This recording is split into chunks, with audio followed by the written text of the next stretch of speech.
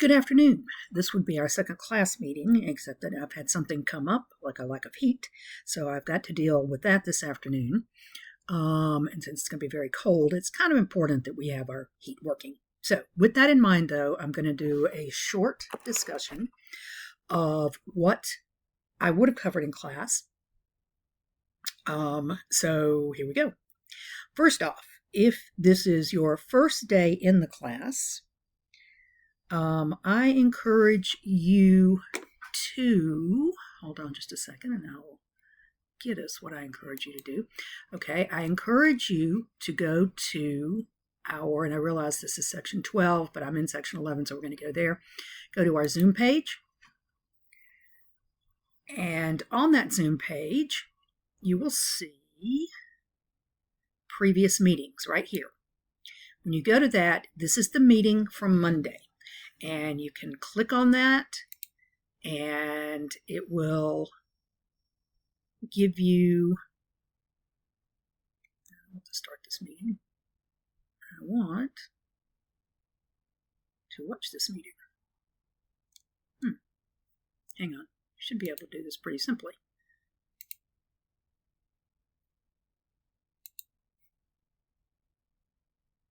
No, previous meetings. Idiot. Previous meetings. There you go. You should be able to watch this. And I thought you did it here.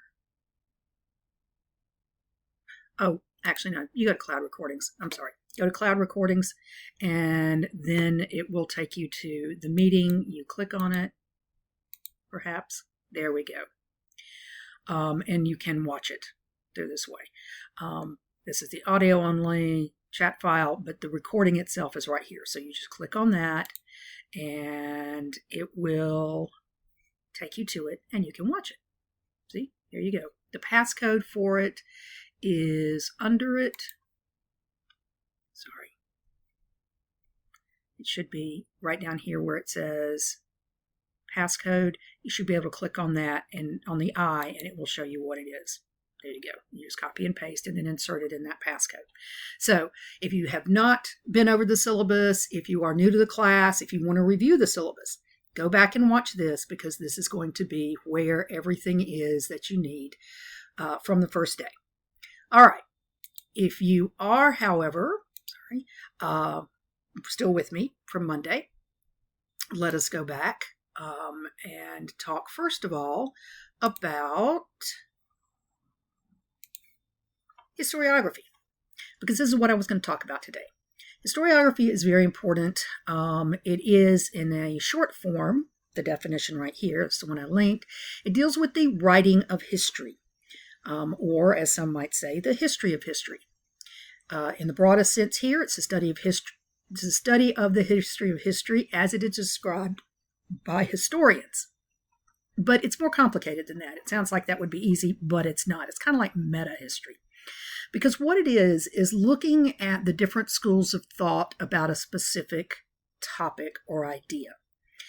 And it's important because it goes to that whole issue of what we were talking about on Monday, of bias or perspective. It's the idea that every generation, and even sometimes within generations, there are different ways of interpreting the same thing. Now, if you know anything about U.S. history or about the United States itself, obviously this is an ongoing constancy. Think about the different ways to interpret the Constitution, the different ways to interpret the Bible, the different ways to interpret almost anything. And it gets even more complicated when it's history because you're looking at an event that has a lot of different factors involved in it, and all historians pick and choose what they consider to be the most significant parts of it. There's a really good video that I will share as a resource in the email that I attach this file to, because I think it's a really good discussion of what the difference between history and the past is. The past is everything that has happened prior to this moment, everywhere in the world, to everyone, to everything. That's the past. History is the focus of specific details from the past, construct a narrative, not necessarily a fictional narrative, but usually an explanatory narrative. That's why there's so many different levels and ideas of history. There's economic history, there's religious history, there's military history, there's political history, there's social history. All of these are broad topics that have more specific types of history within them. And we're going to be hitting on a lot of these different ones in this course. By intention, I guess, I am principally an intellectual historian. I study the history of ideas, and I am a social historian. I study the history of groups that have not been the history writers, because throughout almost all of human history, a very small percentage of people could read and write, and they were almost always in the noble or elite classes in every society. Thus, history was written from their perspective.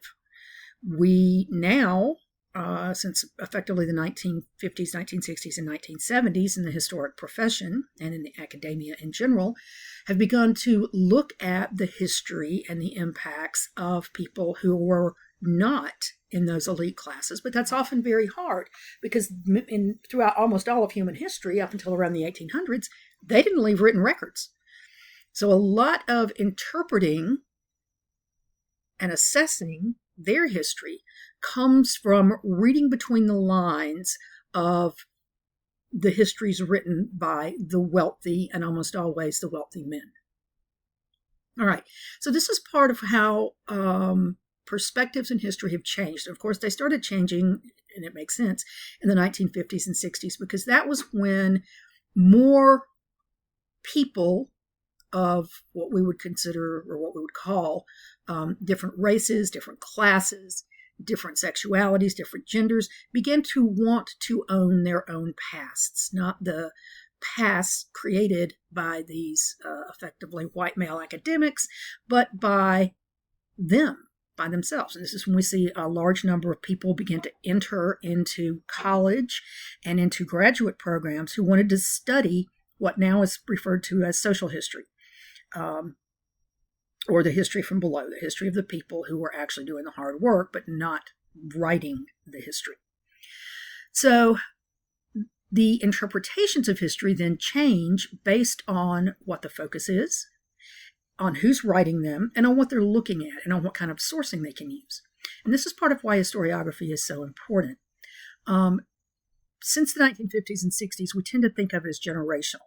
And a lot of it is because what a particular society is going through at the moment is what is influencing the person living in it, who is the historian who's writing the history.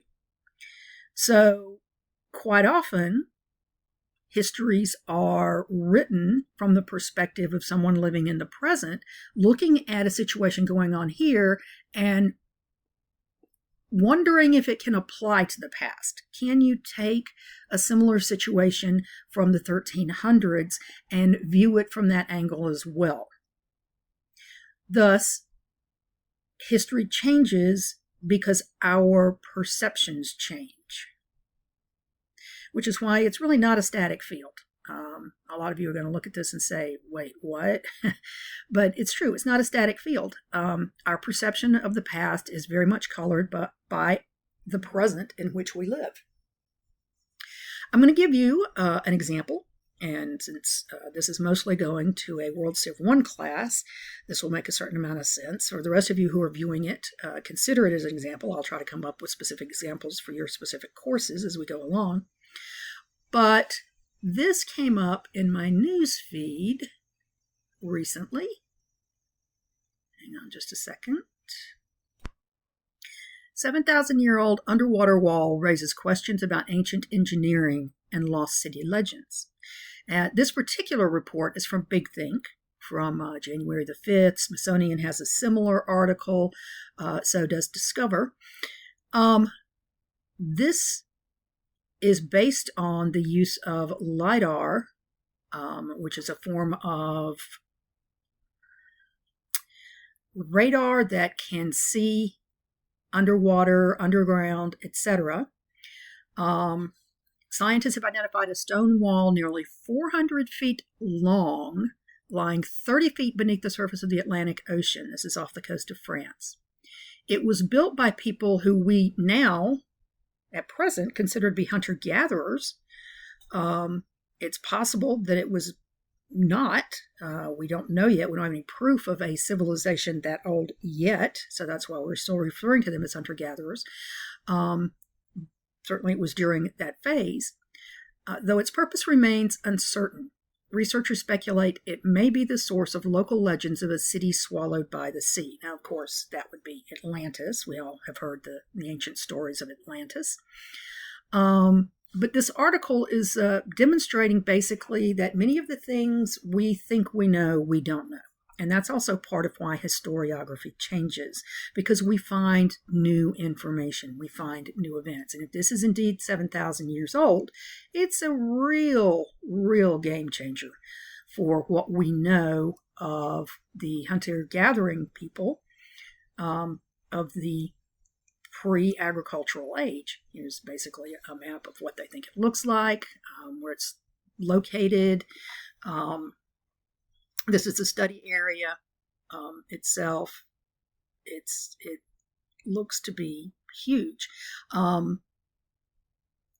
Either way, the scale of the project speaks volumes. Quarrying, transporting, and positioning multi-ton monoliths would have required careful planning, technical skill, social organization, and no doubt a few choice prehistoric expletives. These were hunter-gatherers, yes, but clearly not simple ones. So it's going to really change our view of what these peoples were like. In your first discussion, you're going to be talking about the Denisovans, who would be one of the groups of humans during this period living in Eurasia. Consider this when you're looking at and comparing these different humanoid groups, because this is part of the big question. And in fact, the entire question that I've given you, especially if you're looking at the required Harari reading for this week, has to do with how we view these people from the past and what happened to them, which I think is very important, because that definitely goes to the idea of historiography. What did happen to these people? But yeah, this is a really good article. I'll include it as well in the link links that I'll be sending in the email. With that in mind, though, let us now go to what you're actually going to be doing for tomorrow. Now, as a short point again, to reiterate what I did say on Monday, the discussions for this week are required, as in you must do them, because this will be how I'm taking attendance. So if you are new to the course, you must do the discussion for this week. You can go back and do the syllabus discussion. You do not have to at this point. Actually, you can't. I'm not sure if I closed that or not. But for tomorrow night, this particular discussion is mandatory for everybody who wants to remain in the class. It is how I'm taking your attendance for this week. You need to read the encyclopedia entry on the Stone Age, as well as Harari Part 1, The Cognitive Revolution. I realize that that's 4 chapters. Definitely look at the first 2. Go through the one on the Denisovans and his discussion of them, because that's definitely pertinent to this discussion. So the question itself, who are the Denisovans and why are they important? What do they tell us about human development? What do they tell us about ourselves? How are the authors of your textbook and Harari alike and different in their discussions of Denisovans, which goes to the issue of bias? How and why is the origin of man important to us today, and why is the mystery of the Denisovans relevant to us still? The Cordas textbook that we're using, chapter 1 is right there. Don't worry about any of these others, unless you want to use the Berger. You can use the Berger if you want to, but I would prefer that you use the Cordas, as that's the one I have in the syllabus. And then the link for reading the Harari on his section is right there. Again, principally, I want you to do chapters 1 and 2. You don't have to do all 4, even though it is very interesting. I do have examples, a sample discussion for how to do it, and also a video talking about how to do it. I'll remind you that it requires really good support for your ideas, examples from all the required sources, internal citation as well as the works cited. If you need to know how to cite these things, I have correct citation in the syllabus itself, especially for Harari and for the textbook, so you can use those. You must also use page numbers in your citation so that I know exactly where you're getting it from. You can also use the Big Think article that I will post, because I think it's a very good one, talking about the fact that these people are very different from what we think they are, apparently, if they're building these huge monolithic seawalls. All right, so again, this is due by tomorrow night, Thursday night, your top post is due by Thursday at midnight. Your 3 peer comments are due between when you post tomorrow and Tuesday at noon, or sometime Tuesday, because we're out of class on Monday. We will be in class on Wednesday, and if you are new, you really need to be in class on Wednesday so that you can be counted for attendance. You do, however, have to answer this discussion in order to be counted as attending. Everybody with me?